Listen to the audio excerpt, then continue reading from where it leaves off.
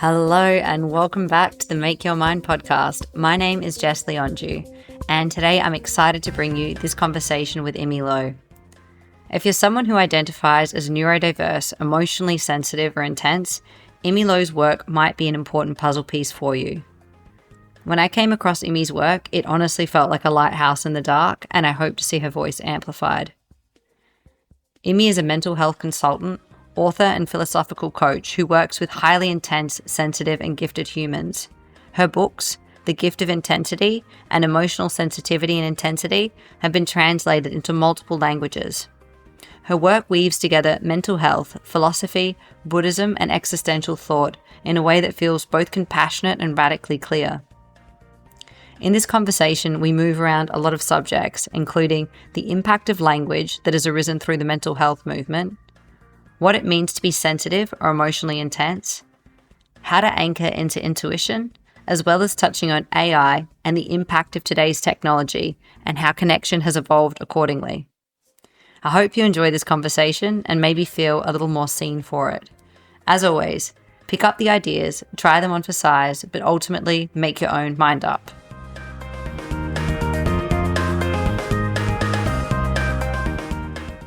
Yeah, actually, I guess this probably is the start of the podcast because I did want to say publicly, I was so grateful to come across your website because I don't really feel like there's anything quite like the way that you frame the topics that you're talking about. I really see that the topics that you're talking about, they're so important. And I think that you write about them in a way that's very, very inclusive and very sensitive to the experiences that people are having. And yeah, I think it's so important that voices like yours are amplified because navigating mental health and sensitivity within people is such a tricky thing. And I was really, really grateful to have come across your work. So I guess I was really curious to understand what your journey was because I know that you've undergone such a depth and a breadth of research. Could you explain to me how you've stepped through those different processes of research and maybe what kinds of mindsets you had along the journey? Gosh, don't know. I mean, I've been doing this for a decade now. So I think growing up for a long time, I felt like I didn't fit in. I was always told in verbal and non-verbal ways by my family and people around me, or at least I just got the feeling or message that I just didn't fit in, like something about me felt really odd, like I was either too melancholic or I felt too much. And even when I spoke to closest friends, it would feel like they don't seem to get the same feelings from the same stuff that I did. So I think for a long time, not only that I didn't feel I fit in, I also felt like my sensitivity and deep feelings were like a burden. Like I was always too much, too emotional, too intense. And I got told that a lot, like, why are you so intense? Very affected by things around me, even down to things like reading a novel or watching a movie would create such deep ripples in me, especially when I was younger, when I was less able to regulate my own feelings. I always struggled with feeling overwhelmed. I felt like I had depression from a really young age, and I always felt like there was something I needed to fix about myself. And I ventured into all sorts of concepts and ideas. I read a lot of books, I read the Enneagram when I was 14, or the MBTI when I was really young. I was like, oh my God, I am this type, I'm that type. And I began to find some answers. And then I came across Elaine Aron's Highly Sensitive People, and I felt, oh, this is me, this was me. But then as the year goes by, I kept finding more and more answers and framework to explain my experience. And even the HSP stuff also felt a little insufficient in capturing everything. So I kept finding ideas, and in the end, I guess I came up with the framework of feeling emotionally intense, which I felt is in the middle of many other concepts. It's like a Venn diagram where it's a trait that falls somewhere in there that captures a lot of things I want to capture. And once I put it out there, I realized, oh, actually there are other people who felt in similar ways. Historically, people associated with autism, and now people are broadening its definition to things like ADHD and learning disabilities. I'm not a super expert in it, and I'm not an educational psychologist, so apologies if I'm using some of those words in a non-officially correct way, but I do believe that it is an innate difference, probably partly nature, partly nurture. But the way certain people are in the world, the mind, the brain, the way they are, the way they function, is just wired. They're just wired differently. And I do think it's valuable and needs to be honored, especially in a world where it's a lot about diversity. I want us to celebrate. Well, I think the world is going backward a bit recently, but despite all of that, we've made a lot of progress as a collective in celebrating diversity. And I think emotional intensity and sensitivity should be a part of that celebration. Yeah, that makes so much sense, because that's what really resonated too about your book. It was sort of talking about the difficult aspects of that kind of a personality, but also why it is a gift and why it is something to be appreciated, even if you kind of are a bearer of some of the weight that it carries. So I felt like you really held up both sides of the coin in a really beautiful way. And I guess I'm curious, I know I reached out to you because what's been on my mind is I'm a little bit worried about the way that those terms are being pathologized. And I think your work speaks to the fact that there's like the biological and neurological aspect. But do you feel that there's also too much of a negative connotation being sort of hung over those terms? Or what's your lens on the way that we're currently framing mental health? Mental health or sensitivity? I guess my question is, do you feel like sensitivity and mental health are being conflated? Like the language to me feels like when we talk about mental health, it's being pathologized. And that's why I love your frame, because you're framing it as sensitivity, which isn't something to fix. It's something to, I guess, step into. There are many, many mental health diagnoses, and they're not all related to sensitivity. I mean, over time, through my own personal journey and working with others, and it's a hard one because having been told all your life that something is wrong with you is not something you can just undo. Even when no one tells you that, even when you have the most supportive family, you still somehow feel like something about you is different. See, now we're having different concepts here with mental health. I brought up neurodivergence, there's sensitivity, there's intensity. They're all slightly different, and we're not mixing all of them together. But let's focus on just sensitivity and intensity. Personally, it took me a long time, but I am beginning to embrace it. Well, I feel it, embrace it and celebrate it. And it's just what it is. It's not better or worse. It's like a different personality. We'll try not to say this personality is better than that. I mean, MBTI is getting very Instagram popular these days. We don't see people saying INFJ is definitely better than INTJ. Like there isn't such a thing. So I think this should be the same. There are, let's say, 16 type of personalities. Some people are sensitive. Some people are less sensitive or not sensitive in the same way.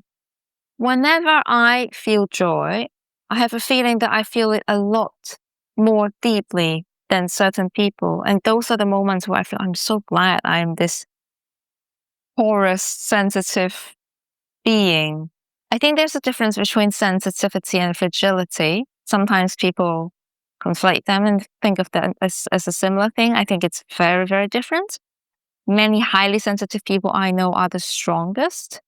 They probably had a lot of training to have to manage their emotions from a really young age. A lot of sensitive people are great connectors. They have very deep empathy. They are very good with one. I say they, obviously I'm making a wide swept generalization.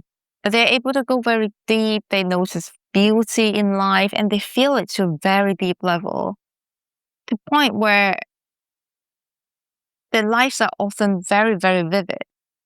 I think the trick to turn it into more something that feels more like a gift is to learn some regulation skill, is to learn to have a better relationship with themselves, is to learn to manage the emotional ripples, not to erase your emotions, not to become an unfeeling, numb someone, which some people do in order to cope with the sensitivity. I know I've been through a phase in my life where I just try to switch it all off. And no, I just felt dead. And I do think a lot of people very sadly have resorted to that. But learn to manage and regulate their emotions and swim in the water of it without feeling like they're drowning all the time. Then they will embrace it. And then they will embrace the empathy, the creativity, the fact that they see they see things that others may miss and use them and notice the nuances and notice the details in art and music. if they can channel it into something more like their vocation, I think that would be even more wonderful. But not everyone has to do that.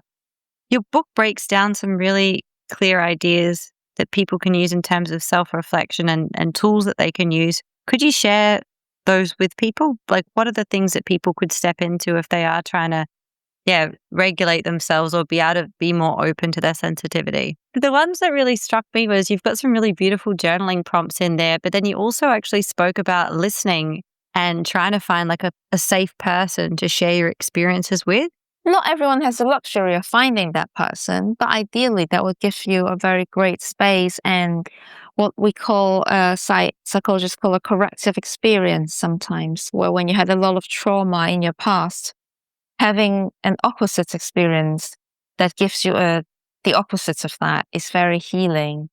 And they also say in therapy where a relational wound could only be healed relationally.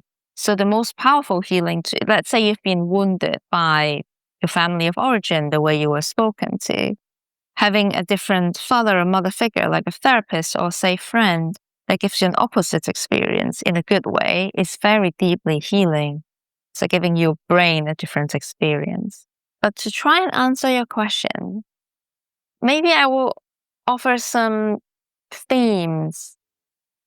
I mean, firstly, I would want to say to people, you're not alone. That the fact that many people online are saying things and people buy this book and it gets to be a book is because there are others like you. It may still remain a minority in the general population, but you're not the only one. So many people feel that their sensitivity is a problem, especially in a world that really is plagued by productivity, the need for productivity, capitalism, toxic masculinity, bottling everything up.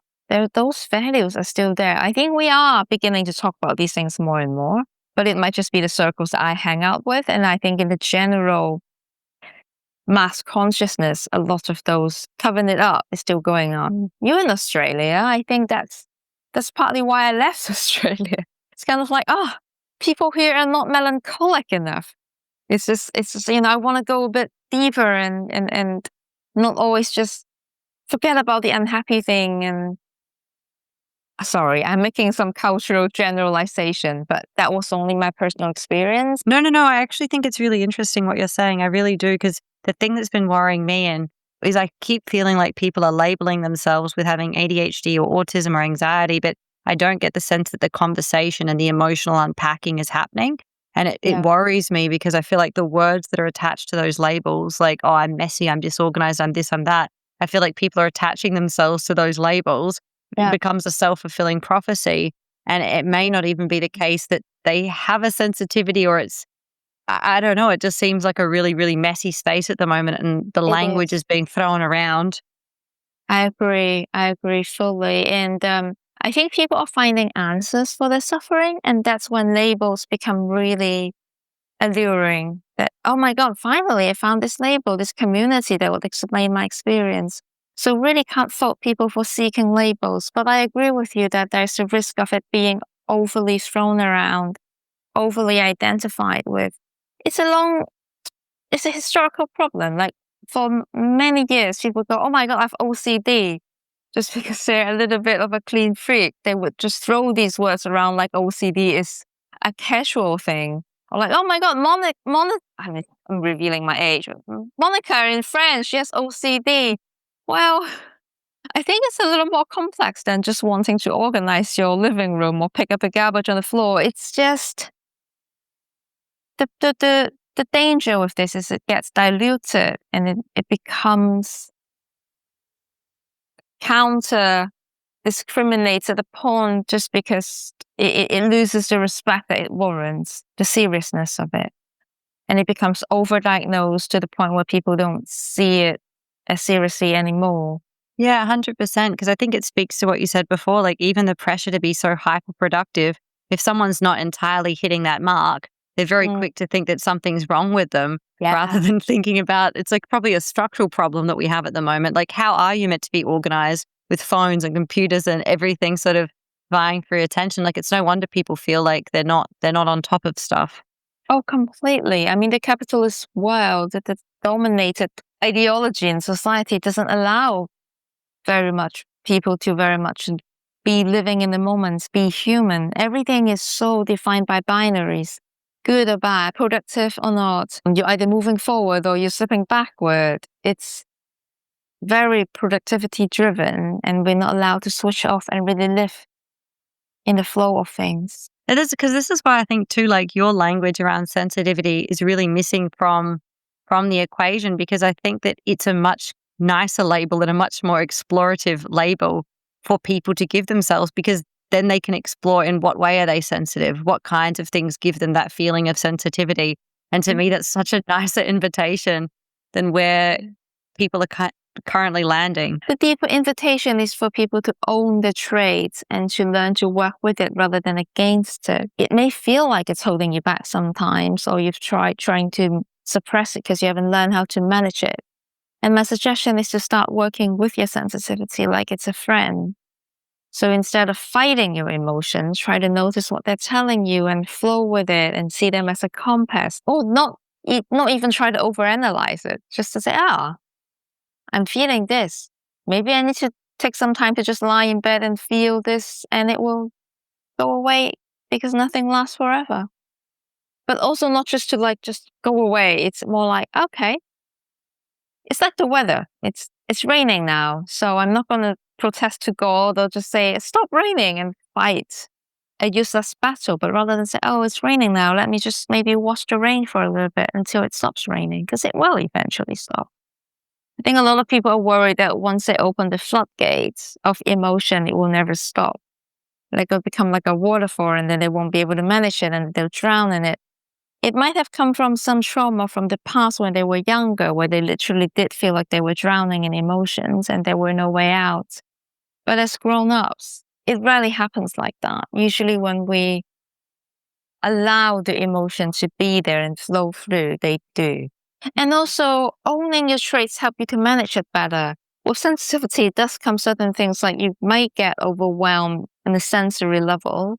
Like I still definitely need noise cancellation headphones, and thank God to the invention of those. And earplugs when I go out. And I just unapologetically wear them all the time. And knowing where your limits are and knowing your needs would really help you to manage your day-to-day life, to help you function better. So there's a lot of good to acknowledging and embracing your traits. Yeah, that makes a lot of sense. And even just your points around intuition, it's kind of one of the first books that I've read that's so intellectual, but also speaks to the fact that intuition isn't nonsense or neuroticism or something that comes from your imagination, which was kind of nice to also read from you a sense of permission to be okay with the intuition and to not necessarily discard it or argue with it. Because I feel that, at least within myself, that's kind of maybe a pattern that I can imagine others get into, because it doesn't quite make sense sometimes when you have a feeling and you kind of want to push back against it. But yeah, actually, could you speak to that? Like how did you come to the realization that intuitions are real and that certain people do have more of a heightened sensitivity towards what's going on than others? Or So the definition of intuition is tricky. Different people define it differently, and philosophers talk about it in a different way as well. They do say that intuition, although it doesn't seem to make logical sense at the moment, but it's like that quote, who said it? Pascal or something. Your heart, I'm butchering it. Your heart has wisdom that your brain doesn't know, or something. Yeah. Intuition is not irrational. It is just a very fast way of conglomerating years of experience that you've accumulated unconsciously. It's like you've read the book Thinking Fast and Slow. mm-hmm. Yeah, so it's like a system 1, system 2 thing, where it is actually a very fast machine that has come up with an answer based on many years of accumulated experiences. So it's not baseless. It's just that at those moments, you couldn't figure out all the threads that had led to that answer, that's all. So there's that. And then when you said interpersonal intuition, that's when you feel like something is icky. That's, I think, a lot of people discard because they feel like, oh, it's not nice to think of it. in this way, or like they resort to very black or white way. Oh, this is my teacher. They have to be a good person. This is my friend. Why would I feel icky in their presence? But there are lots of unconscious forces going on that we may not want to see at the moment. It's easy to put people in categories and think of things in a very binary way, like this is either a good person or bad person, is that a good friend or bad friend? When actually people are complex. We can love someone and be angry at them. We can absolutely be supportive of someone's success and be jealous of them. I know I feel that towards my friend. Like I genuinely think, oh my God, they deserve everything they've worked so hard for. And I feel a bit intimidated sometimes, like, oh, they've done these things in life. What have I done? So these things are mixed, like even towards people we love, like family members. How this ties to intuition is when we get an intuition about something not being right, it might be useful to honor them. Like, why do I feel like my boss is putting me down? Even though everything they say sounds so nice. Well, maybe they are actually putting you down in a really subtle way. So learn to see beyond the surface can be quite a useful tool in interpersonal relationship. Because a lot of things like microaggression are not immediately obvious and require some breaking down. And that first requires to honor your feeling and your instincts. Like, oh, something about this room doesn't feel quite right. Something about the way this person speaks to me just doesn't feel quite right. Or everything seems so nice about this person. I don't know what's wrong, but every time I walk away from an interaction with her, I just feel like a smaller person. And sometimes it is not because of that person. No one is at fault. It's just a dynamic. But it does warrant a deeper exploration rather than immediately dismissing it as, oh, I'm just being oversensitive. Stop thinking. See, that's a dominant narrative, isn't it? Don't overthink things. Stop thinking. You're just oversensitive when actually maybe there is something in there that would be useful to explore. Maybe your friend is unconsciously, without maliciously doing so, putting you down. Maybe they don't even know they're doing it. So therefore, the goal is not to blame anyone or to say they're a bad person, therefore stay away from them. Not so simple like that, but just to see more nuances in human interactions and learn to honor your instinct better and then act accordingly. Usually nothing needs to be done. It's not like, oh my God, they make me feel bad. Let me set boundaries and move away. Sometimes that's warranted, but sometimes it's just about noticing. Yeah, that makes a lot of sense. No, that makes so much sense. 100%. I didn't want to cut you off. No, that makes perfect sense. It really does. It really does. And it's a nice message because I understand too what you're saying about it's not necessarily that something needs to be done. I guess even just maybe the internal acknowledgement that you're not crazy or not asking yourself to push away the intuition creates a sense of internal safety in and of itself. Absolutely. Just explore it, just be curious, and it could be useful, it could yield something, or just maybe it's a dead end and we drop it.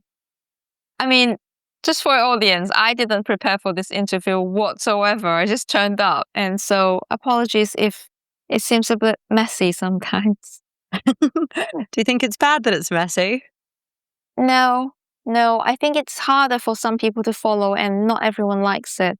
We're going on the organic routes, right? I am like that too with my own podcast where I might have some ideas about what I might want to ask, but usually the conversation just veered off in an organic direction, and I enjoy that.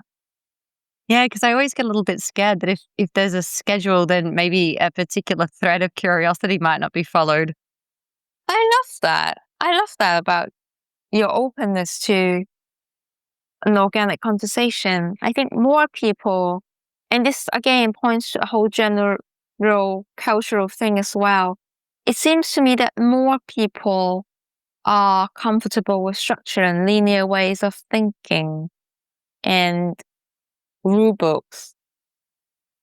As I think I am too, personality-wise, but I also think it's a product of the whole need for the whole society to be a productivity machine, rather than leaving some white space and room for the unexpected things to emerge, the organic things to emerge. Do you think it's got to also do with the way that we're using technology? Because I wonder if you are a sensitive person and then you are interacting with people on Zoom or via text messages, in my mind, the way that you're receiving interpersonal data back is almost glitchy. And I'm wondering if the glitchiness of that data is causing us to have a lot more internal uncertainty because we can't quite process what the other person is thinking and feeling in the way that we usually would with like one-on-one interaction. Do you think that that's also contributing to kind of the mental tension that a lot of people are dealing with? Mm. Many people say that. Personally, I don't find that to be that big of an issue because I think fundamentally it happens in one-to-one too. You never get the full picture. It's never going to be full enough. It's never going to be 100% certain. So to me, the dilemma you face is the same. And I guess personally, I am quite comfortable with online interactions. I have some of my deepest relationships purely online. So personally, I'm all right with that. But what you're saying is definitely not unheard of. And in fact, it's something that I hear very often. So many people find that. I personally, maybe because I am such an introvert myself, I don't need a lot of input. So when I go out with a friend, I actually find it a bit too stimulating, especially when it's outside, where we're in a public space where there's noise around. We're in a coffee shop and people making coffee, people having conversation at the next table. I don't find it very relaxing. Whereas almost in a Zoom environment where it's just me and the other person and our body languages and our conversation, I find that level of stimulation quite adequate. But that's just me, one person. I think many people are more comfortable with one-on-one, face-to-face. Yeah, but that's actually really interesting because there is like a certain level of intimacy that Zoom affords, and then you don't have the pressure either of staying on the call for forever. It's not like you have Mhm. to go out and drink and do all of these other things. You can kind of have a call that is contained within not such a long amount of time. And if you hang up, it doesn't feel unnatural also to leave a call within a shorter span. Sure, although these days I'm also assertive enough to limit even the real life. I don't feel the need to go through the whole ritual, or do the conventional things, or stay the whole party because everyone does. I just don't. I just turn up well within limits and polite enough. Like my friends know me well enough. For instance, one of my best friend got married. I think 2 years ago or a year ago. She was like, I love her so much. She was like, hey, I know you probably wouldn't want to stay for the whole thing. Just come for the ceremony. I'm like, oh my God, they know me so well. I love you. She's like, you don't want the banquets, do you? I'm just not going to count you in. And I was just like, I felt so loved. I didn't feel left out. I was like, she knows me so well. She was like, I, she's not saying these in words, but what she's literally saying is, I know you. Your social battery probably lasts for about an hour. And it's a bit like a high school reunion as well, where you get to see all of these high school friends that you haven't seen for ages, which she probably knows I'll find quite tiring. And she knows I, peculiar diets. I probably wouldn't want to stay for the banquet. And I'm just not going to count you in. Just come for the ceremony. I was like, I love you. And I stayed for the ceremony, took the picture I needed to, and then left. That's No one's nice. offended. No one's offended because they were just like, that's Imi. That's her. But it That's took nice. time. It took time. I would imagine maybe 20 years ago, I'll be like, okay, everyone stays for the whole thing. And so I have to. Mm. That's really nice. Yeah. So what brought you to that place of, I guess, self exploration, or what brought you to the place of having the confidence to know yourself and just to embody or step into yourself authentically? Yes. Took years. Yeah. What I would suggest for people to do is to test it out in safe water, little by little. And then once they get the reward, like this is a huge reward for me of feeling so seen by my friend, of getting that gentle, I know you. That is really, it made me feel deeply loved and seen. And once you get the feedback in that way and it feels so good, it will reinforce the loop. It will help you do it again. And then you eventually realize it's not so scary. Makes sense. That makes a lot of sense, actually. Like little by little can build up strength. And you don't need to please everyone and makes everyone feel very comfortable by not having anyone. I'm not hurting anyone usually, right? When I leave a party early or do something that is authentic. But like, for instance, I walk out of the cinema very often because I just think like, well, if I don't like this already, forget about the sunk cost. I'm just going to walk out. Like, I'm not hurting anyone, but it kind of takes time to be okay with doing the unconventional thing. Yeah, it makes sense. And I guess the upside too is you're inadvertently giving people permission to do the unconventional too. Yes. And I would encourage people to honor themselves.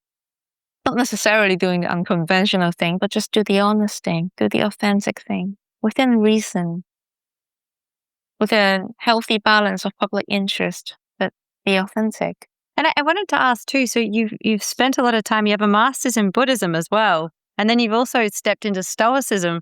Can you explain to me why you chose those two paths and in relation to the work that you were doing? I'm coming up with a third path as well. Recently, I'm exploring Taoism and also some Western philosophies. I don't know. I guess I'm just drawn to them. With Stoicism, it's coming a bit, well, actually both. It's a bit problematic where there are lots of watered down self-help books. Within the academic circles, those get a lot of criticisms. But I would admit that my initial venture into these philosophies were probably also through those online influencers and watered down self-help books.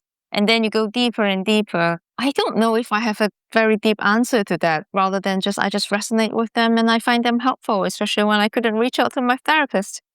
I guess back then you didn't have ChatGPT to talk to, so I resorted to talking to ancient philosophers to find answers to my angst. That's a good answer. I like that. But actually, now that you brought up ChatGPT, could you please tell me, how are you interacting with that in a therapeutic sense? Because I've been playing with it myself, but I'd love to know what you're doing. I'm not sure I'm doing much with it. You mean with my clients or just myself? Oh, either. I have experimented with treating it like a therapist, like everyone else do. Not like a therapist, but I have tried to put in my more human dilemma and ask it what to do. I know it has come a long way. At the beginning of it, it does come up with answers that pisses me off. I don't know if I am informed enough to form any opinion on it yet. I do think AI ethics is a serious thing that we need to think about. I think people split into two camps of either AI being good, that it is accelerating human progress, or it being a scary thing that will take over human. I don't know where I stand, but I think I lean on the pessimistic side. I really don't know where it's going. I am relatively pessimistic about it not replacing human. So, but personally, when I try to treat it as a therapist, it's really not the same. I do think there's something irreplaceable about a human coach therapist that offers a deeply corrective experience that AI doesn't replace. I also think, this is just me forming a new thought and I'm speaking with no basis, but I think there is the danger of dependency there.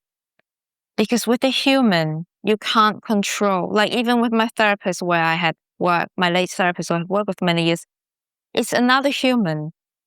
However authentic I am, I can't control what they say. I can't control them.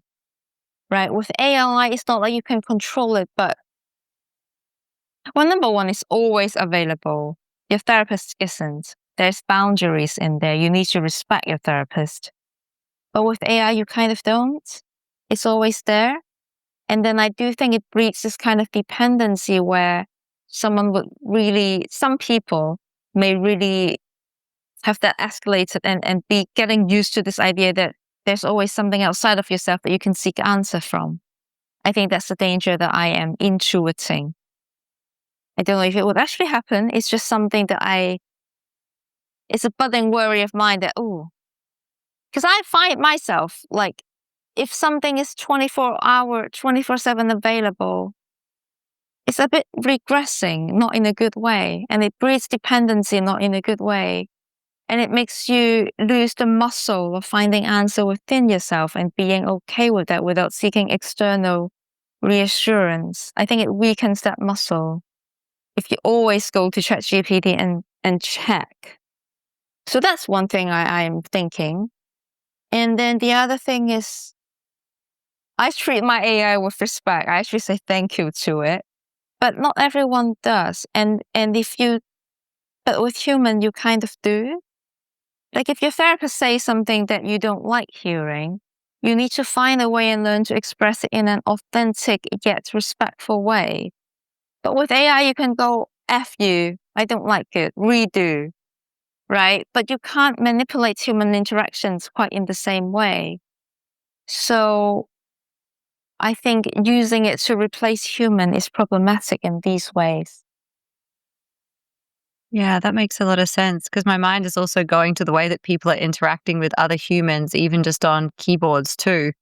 That I guess is becoming a lot of digital outlets for expressing anger and frustration and hurt and a spectrum of other things that aren't particularly, regulated or healthy. Yes. Yeah.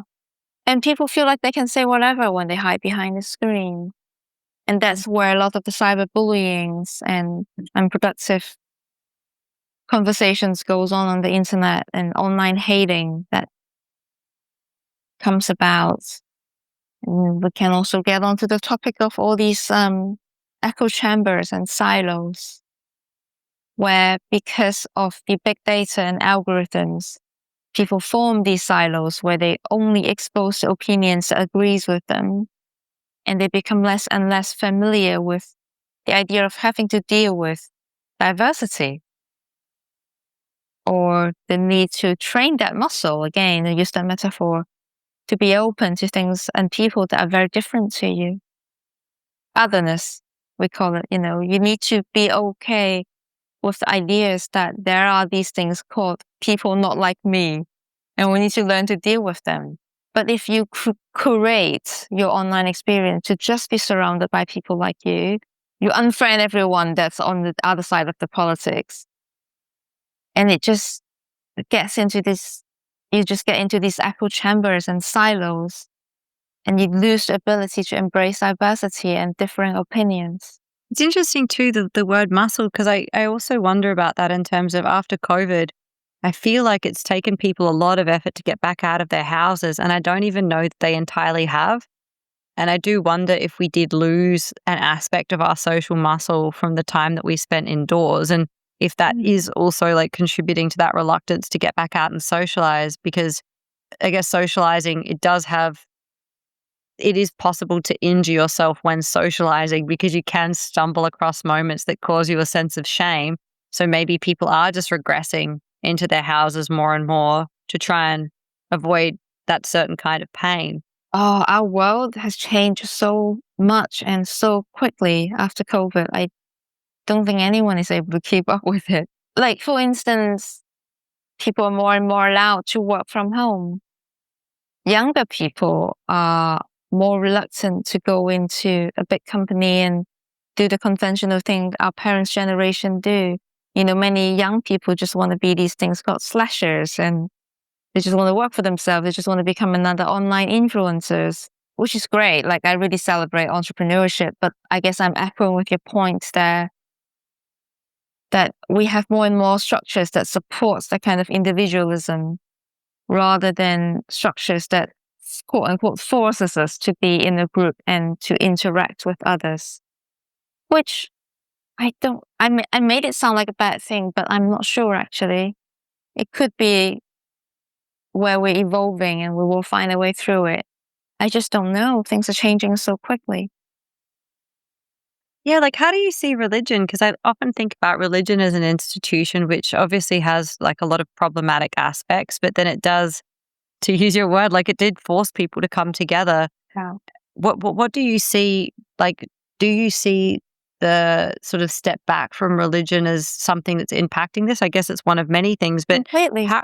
Yeah, I mean, many years ago, Nietzsche talks about God being dead, right? And he didn't mean it in a literal sense, but what he's referring to is the fragmentation of society once religions and religious institutions have lost its authority as the authority. So the world is become a lot more unstructured and without a grand narrative that is prescribed, and that everyone does the same thing at the same time, and all these rituals that we engage in,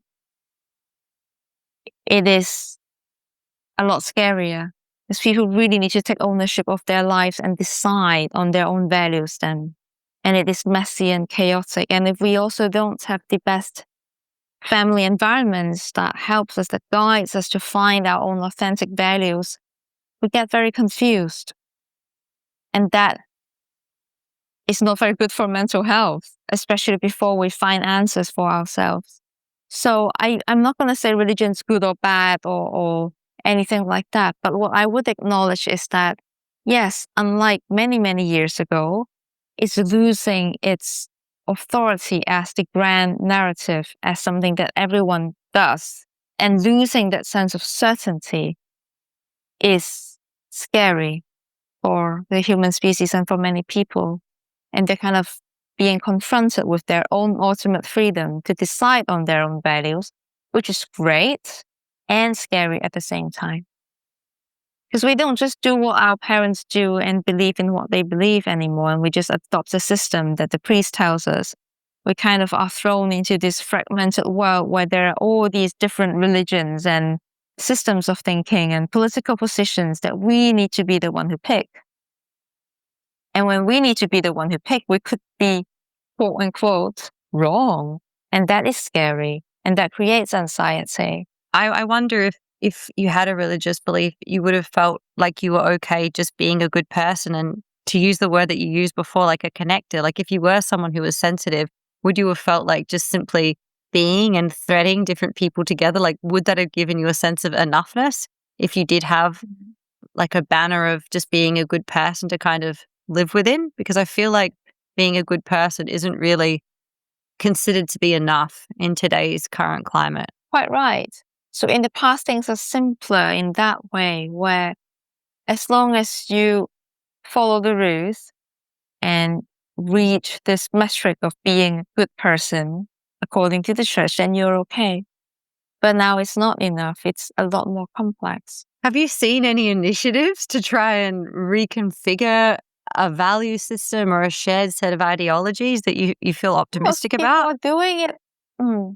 I mean, people are doing it all the time. I mean, I don't know the work enough to speak to that.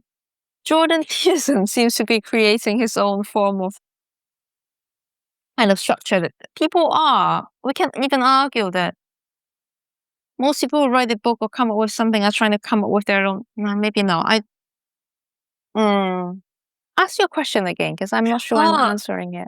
No, but I think I just picked up what you were putting down. I think like when people are constructing a book, they almost are creating like a philosophy or an ideology to live behind. So that's sort of their attempt at putting forward like a new kind of value system that we could live within or live behind. In a way, yes.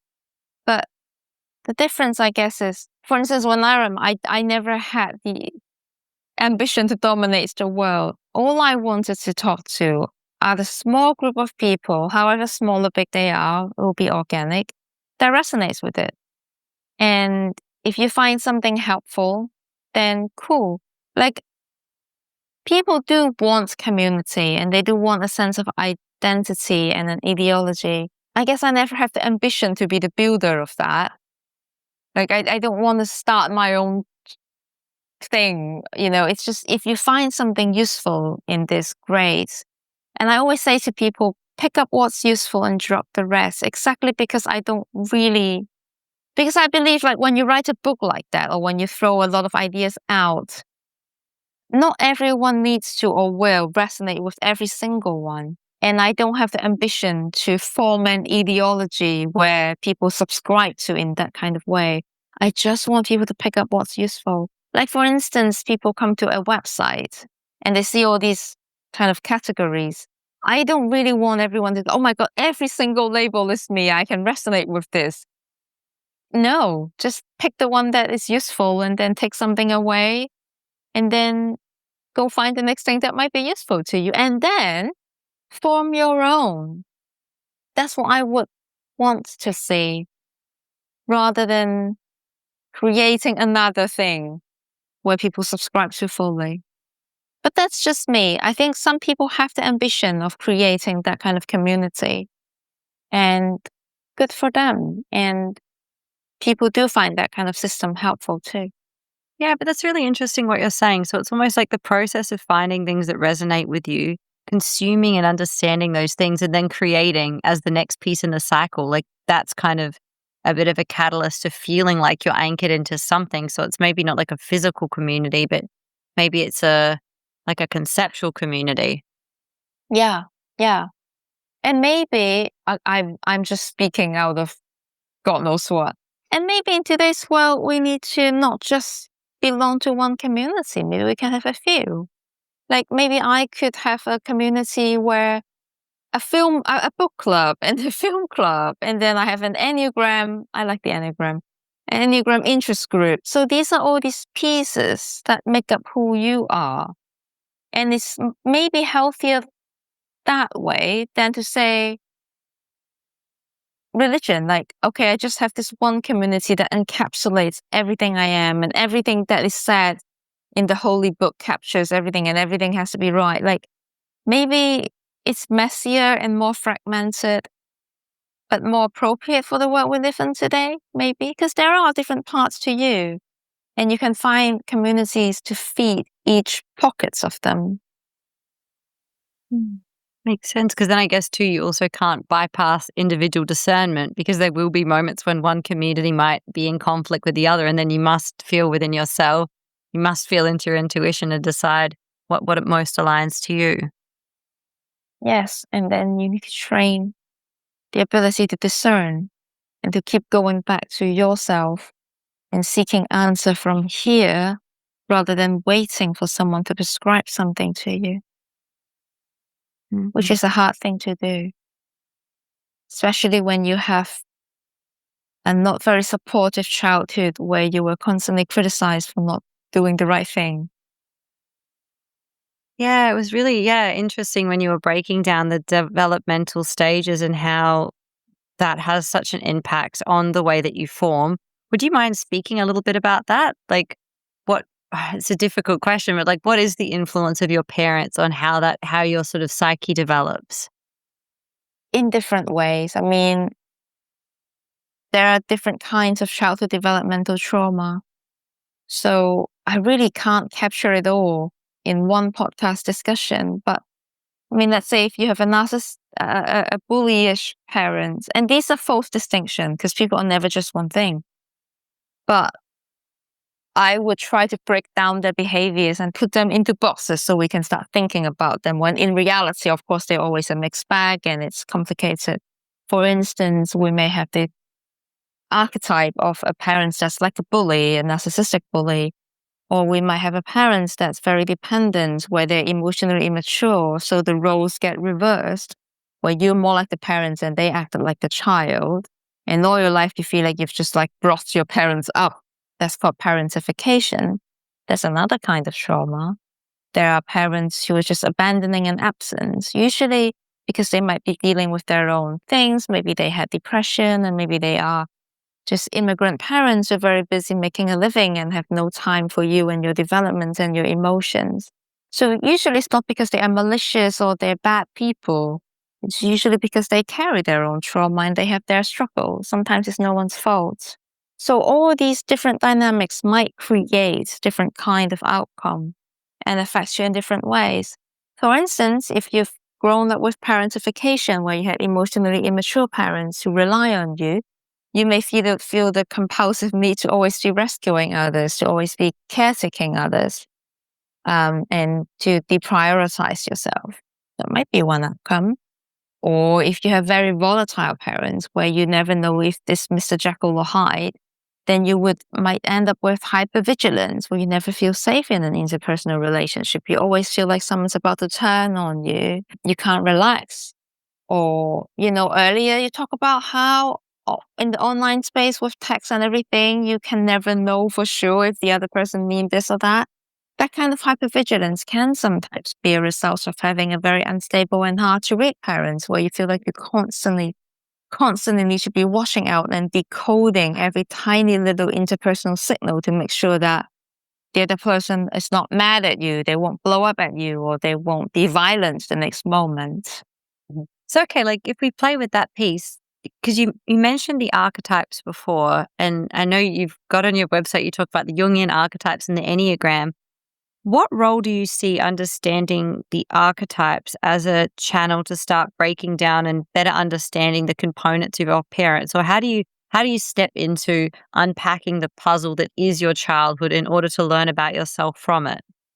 When I used the word archetype just then, I didn't specifically refer to in a Jungian sense. I think it's more like characters, right? Yeah. It's just because the reality is so complex. So I keep putting the caveat in to say, reality is complex and everyone is not just one thing.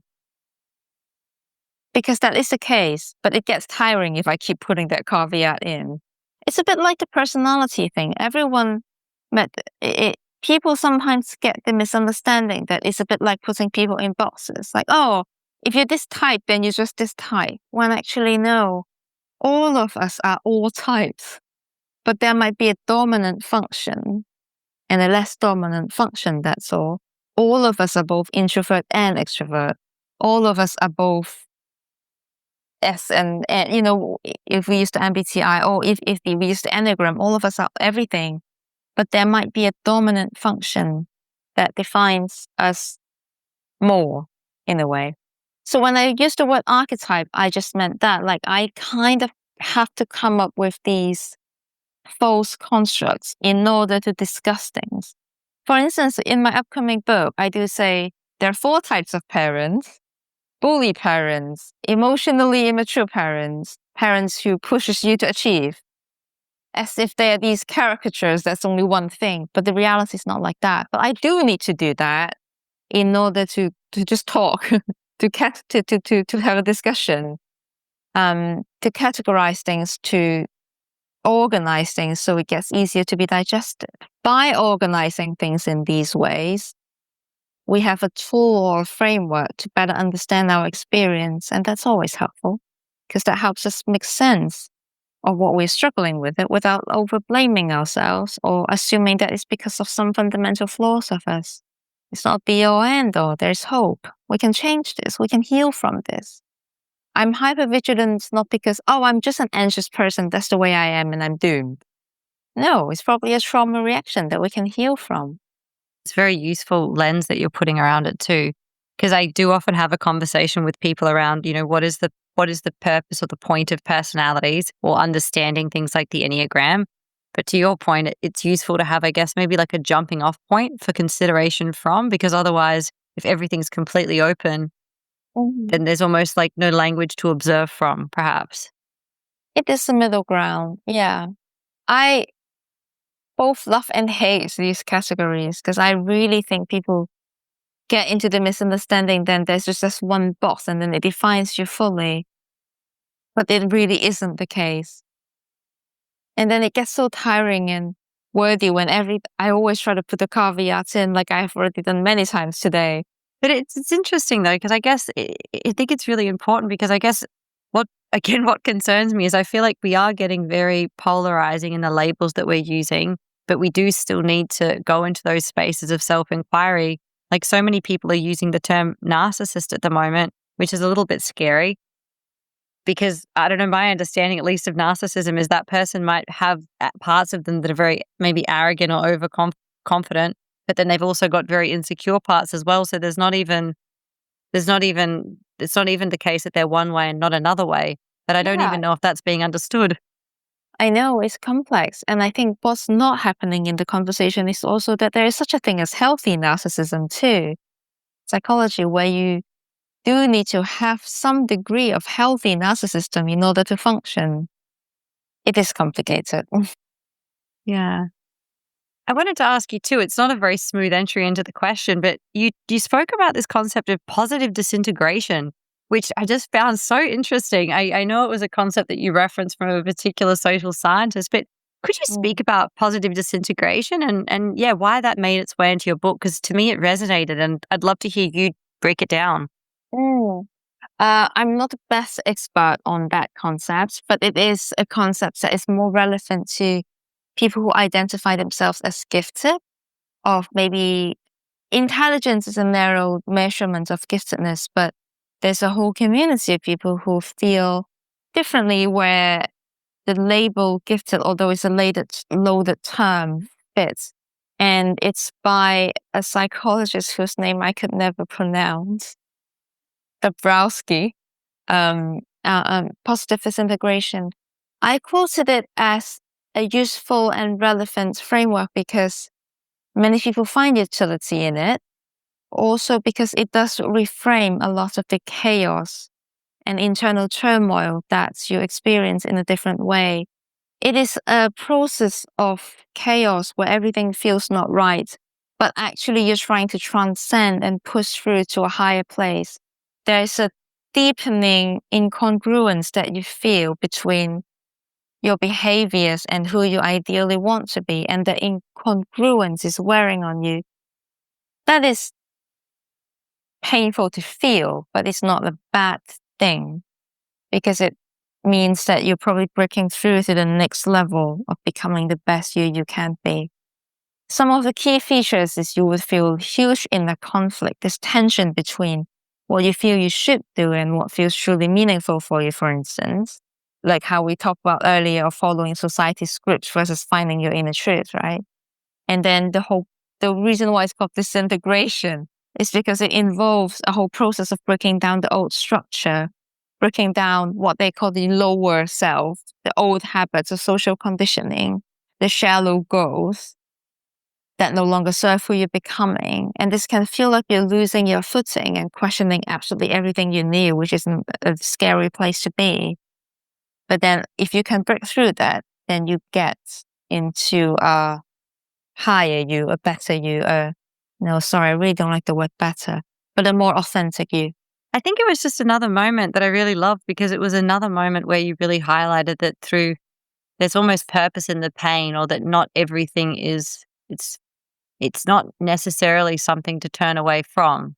There is growth and there is expansion and there is color in the aspects of, traits of personality that might feel difficult to manage sometimes. I think it's just special. Yeah, because you disintegrate and then you rebuild. I don't know if that's what Dabrowski said. I never really read his full book. The primary text is a bit scary. I read a lot of secondary sources and I talk to people around it. I probably read it once or something, but I cannot remember any of it. But it is a useful idea and concept. And again, if you find resonance and utility in it, use it. If not, drop it. I wanted to ask, do you do work with groups of people, or how could we bring more people into a space where they can go through processes of self-inquiry with you? Because it stood out so much to me, the chapters that you brought people through in the book, and I thought they were a really special threading of concepts and ideas. Do you take people through things as a group, and would that be something you'd be interested in doing if you don't already? Good question. Many people have asked me that before. Many years ago, ancient time, when I was a therapist working in the hospital, I have done group therapy. It's just not what I choose to invest my time in doing, that's all. And I also do not think it's my biggest strength. Some people absolutely love groups. Some therapists just thrive on it. They are group analysts. And I guess I'm just not that. Maybe it's got something to do with me being an introvert. I don't know. But I enjoy one-to-one more. So there's no deeper reasons to not doing it. I do think it will be a great thing to do and it will probably serve many people. I mean, I have also explored things like coming up with an online course or things like that before. Does your work in a course? Well, people have suggested to me before. Some people even say, oh, it's a great way of making money or something. Like some years ago, it was quite a popular idea. I've reached a point in my life where, within reason, I really just want to do what I feel the most comfortable with and go all in on that. Not me, but someone had a phrase called, if it's not a hell yes, then it's a no. So there's no strong reason for not doing, apart from the fact that I have limited time and resources on this short human life of mine. And I have invested it in doing one-to-one consulting at the moment with a passion in giving it a philosophical blend. And that's what I'm focusing on at the moment. And the book is full. That's all.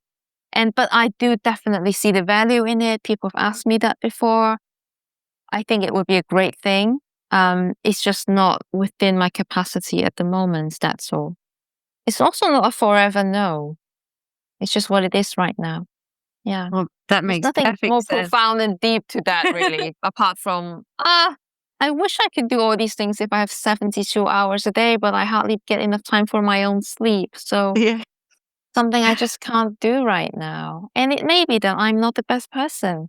Maybe someone will be stronger in that arena, and maybe they should do it rather than me occupying a space. So I'm not good at it with everything. I'm only good with very specific things. Oh, I'm sure you would be good at it, but your answer is extremely authentically aligned to everything that I see to be your philosophy, so it makes perfect sense. Oh, thank you for saying that. Oh, yeah. Well, So thank you are so you, by much. the way. So are you. I only had a very brief look at your work, but I also love, that's why I say yes to this.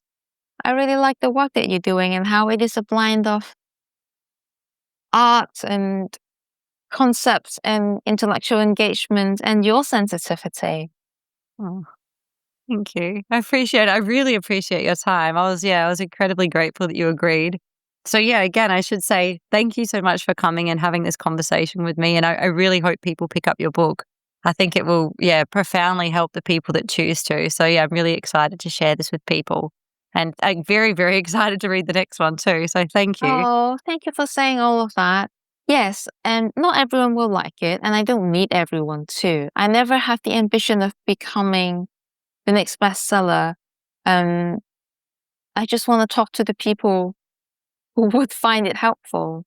And I am okay with people dropping it if they don't find that it resonates. None, maybe very few. I think actually I would use the word none of my closest friends or family members, again, maybe one or two, have read it. I just don't, because they probably won't resonate with it and it's irrelevant to them. And I wouldn't want to have them go through the turmoil of reading an irrelevant book just because I wrote it. You know, I only want to talk to people who does resonate with it and does find it helpful. Yeah, that makes perfect sense. Well, if you are someone who identifies, I guess, as sensitive or has maybe been given the label of neurodivergent, I'd 1,000% say it's for them. Well, not that I can say that, but yeah. Thank you for the plug, though. I feel your support, and that is what matters the most to me, and I appreciate it. Oh, thanks, Imi.